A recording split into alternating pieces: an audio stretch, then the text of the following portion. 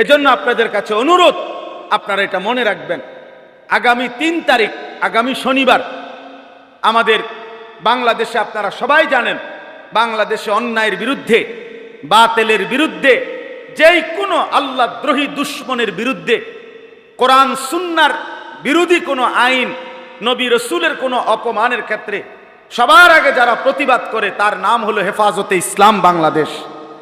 আলহামদুলিল্লাহ, হেফাজতে ইসলাম বাংলাদেশের পক্ষ থেকে আগামী 3 তারিখ, মে মাসের 3 তারিখ অর্থাৎ আগামী শনিবার ঢাকার সোহরাওয়ার্দী উদ্যানে এই নারী সংস্কার কমিশনের এই প্রতিবেদন বাতিল সহ আরো কতগুলো ন্যায্য দাবিতে মহাসমাবেশের ডাক দেওয়া হয়েছে।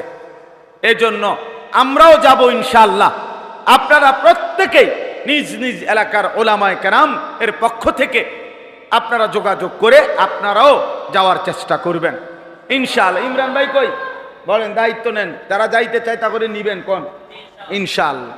আল্লাহ তাআলা সবাইকে তৌফিক দান করেন, কবুল করেন।